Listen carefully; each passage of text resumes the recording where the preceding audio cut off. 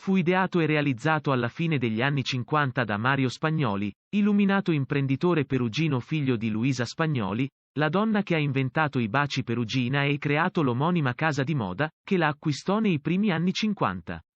Originariamente denominata Monte Pulito, per via della mancanza di vegetazione, la collina è stata rigenerata e resa produttiva attraverso operazioni di dissodamento condotte con cariche esplosive.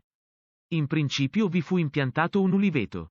In seguito, sulla sommità della collina, in posizione strategica e panoramica, fu realizzata una country house con tiro a piattello, punto di ritrovo per le gite fuori porta del fine settimana.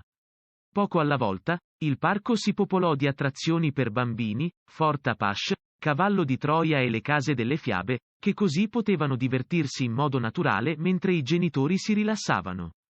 Sul belvedere venne posto l'ingresso, con parcheggio e ristorante. 2 pilastri di pietra, da subito ribattezzati Gemelle Kessler, in onore delle ballerine tedesche che facevano scalpore in quegli anni, furono innalzati a segnare l'ideale entrata nel territorio del divertimento.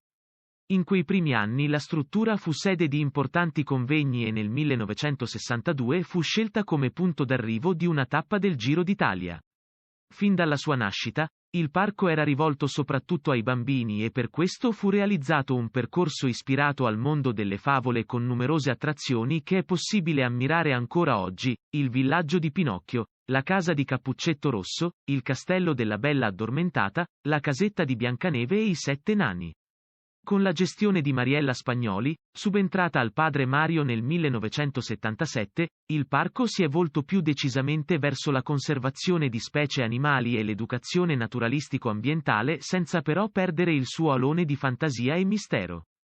Negli anni 90 sono stati effettuati vasti interventi di rinnovamento ed è stato realizzato il rettilario, all'interno della Torre di Darwin, dove sono stati ricreati habitat per alligatori, caimani, serpenti velenosi e giganti.